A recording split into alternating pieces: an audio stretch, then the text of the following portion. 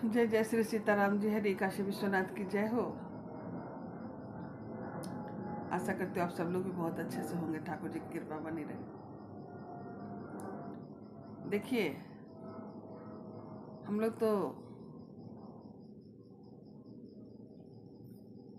कथा, भागवत कथा, रामायण से ही मतलब बताते हैं, जो लिखा हुआ वर्णित है। कहीं कहीं बहुत जगह से छिपक भी आता है। बहुत बहुत संत महागुनियों का अपना अपना मत भी है। इसी प्रसंग में भागवत कथा में एक जगह आई है, हमने भी संतों के द्वारा ही सुना है, वो आपको बता रही हूँ। ठाकुर जी को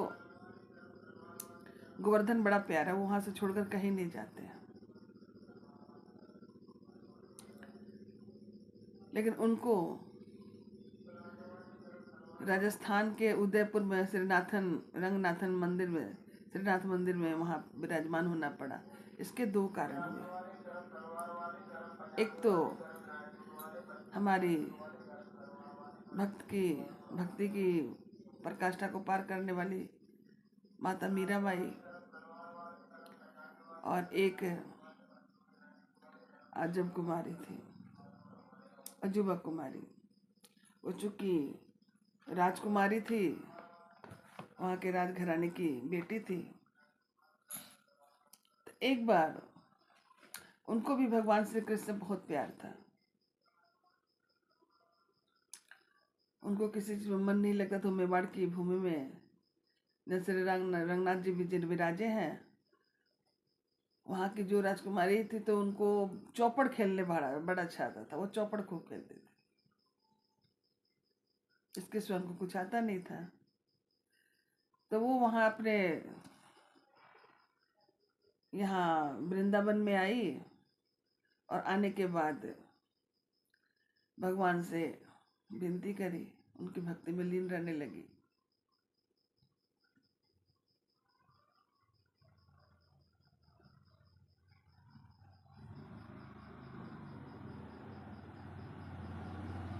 एक बार क्या हुआ कि गिरिराज जी में आकर के वो बोली कि भाई, हमें भगवान से भक्ति है और हम यहीं रह जाएंगे, आप हमको यहाँ पर कुछ काम करने के लिए दे दीजिए।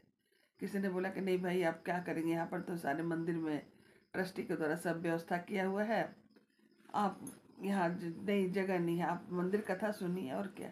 बोले नहीं, मैं भी कुछ श्रद्धा से कुछ काम करना चाहती हूँ, उनके भक्ति में लीन रहना चाहती हूँ। तो साधु संत लोग बोले कि कोई नहीं, आप यहाँ बैठ करके आपको जो मन करे भक्ति में करिए, ताली बजाइए, भजन करिए, कीर्तन करिए। बोले मुझे तो ये सब आता नहीं है, मुझे चौपड़ खेलना आता, मैं चौपड़ खेल सकती हूँ। तो उन्होंने कहा कि ठीक है, आपके लिए।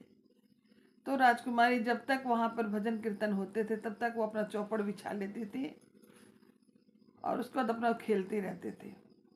और वो इतनी भगवान की भक्त थी, हो गई थी, चाहे थी भक्ति में, कि एक खुद खेलती और दूसरा ठाकुर जी के नाम का फिर खुद चलती थी। और खेलते खेलते खेलते खेलते जब हारने की बारी आती, क्योंकि वो खेलने में बड़ी निपुण थी, तो जब हारने की बारी आती तो वो आपको खुद हार जाती जानबूझ करके। एक बार क्या हुआ कि ये रोज ठाकुर जी देखते थे। एक बार खेलते खेलते खेलते ठाकुर जी भी अपने आसन से उठे और आकर के उनको, अजब कुमारी को गले लगा लिया कि तुम मेरी इतनी भक्त हो कि तुम हारती भी हो तो भी खुश होती हो, और मुझे जानबूझकर जब मैं हारता हूँ तो तुम जानबूझ कर मुझे जिता देती हो। तो मैं तुम्हारे भक्ति भाव से बहुत प्यार, मतलब खुश हुआ, वरदान मांगो। तो उन्होंने कहा कि प्रभु, आप हमारे मेवाड़ की धरती पर विराजिए, ताकि हम आपका वहाँ से दर्शन कर सके, क्योंकि हम उतना दूर से यहाँ बार बार कैसे आए, और हम बिना दर्शन किए आपके बिना रह नहीं सकते। तो ठाकुर जी बोले कि भाई, ये तो आपने अजीब बात कही, क्योंकि मुझे गोवर्धन प्यारा है, वृंदावन प्यारा है, मैं यहाँ से कहीं नहीं रह सकता और ज़्यादा दिन। बोले नहीं प्रभु, आपको तो आना पड़ेगा। बहुत सारा उन्होंने आग्रह किया, तब जा कर के ठाकुर जी माने और अजूबा कुमारी के कहने पर उन्होंने उदयपुर में नाथन द्वार में विराजमान हुए, जो श्रीनाथ रंगनाथ मंदिर हुआ। और उनका जो नाम पड़ा वो श्रीनाथ पड़ा। और इस प्रकार वो अजूबा कुमारी जो थी, अजब कुमारी, वो भगवान का रोज नित्य दर्शन करती, पूजा पाठ करती। ये तो श्रीनाथ नाथ द्वारा मंदिर का वो है, क्योंकि गोवर्धन छोड़ करके भगवान को जाना पड़ा वहाँ पर, जो आज भी विराजमान है। और वहीं से मीराबाई भी थी, मीराबाई भी वहीं से थी। और मीराबाई भी बहुत बड़ी भक्त थी। जाके सर पर मोर मुकुट सोई मेरे पति होई, मीराबाई का ये भजन बड़ा ही प्रसिद्ध है। तो कहने का तात्पर्य यह था कि भगवान भक्तों के अधीन रहते हैं और भगवान सबका घमंड भी तोड़ते हैं। अब भगवान पे अपने आप को छोड़ करके तो देखिए। मैं बार बार अपने पहले भी पुराने भी वीडियो में भी हमेशा ये बात कहती आई हूँ कि आप लोग भगवान के ऊपर अपने आप को सर्वस्व न्यौछावर करके तो देखिए। जब भक्ति की प्रकाष्ठा हो जाती है, तब भक्ति में जब आप लीन हो जाते हैं, तो जो भक्ति रूपी जो हमारी मलाई निकलती है वो कभी भी खराब नहीं होती।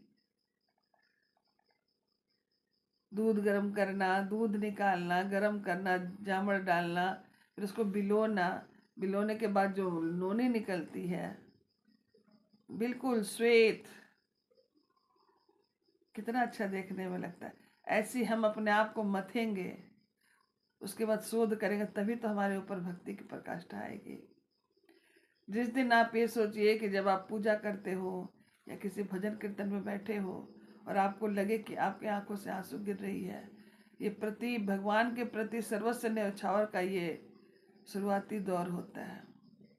हमारे रूह में खड़े हो जाते हैं, आंखों से आंसू गिरने लगता है, क्योंकि उस समय हमें और कुछ नहीं दिखाई देता।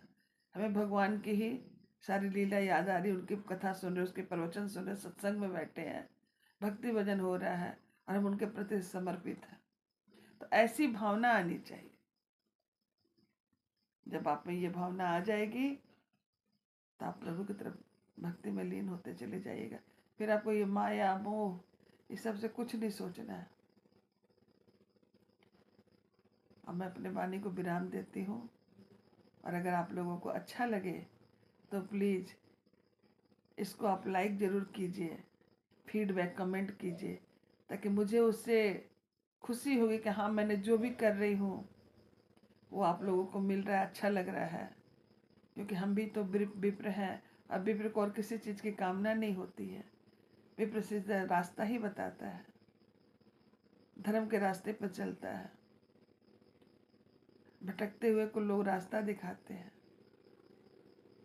विप्र की तो पूरी वसुधा अपनी होती है।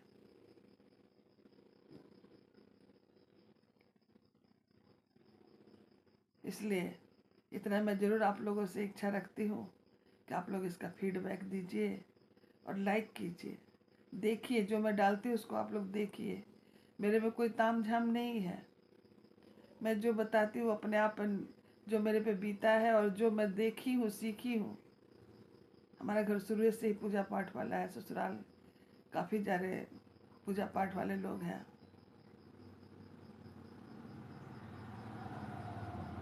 ये लोग महंत में ही आते हैं, पुजारी लोग ही हैं ये लोग, सारे लोग, पूरी पीढ़ी इनकी पुजारी में ही निकल गई।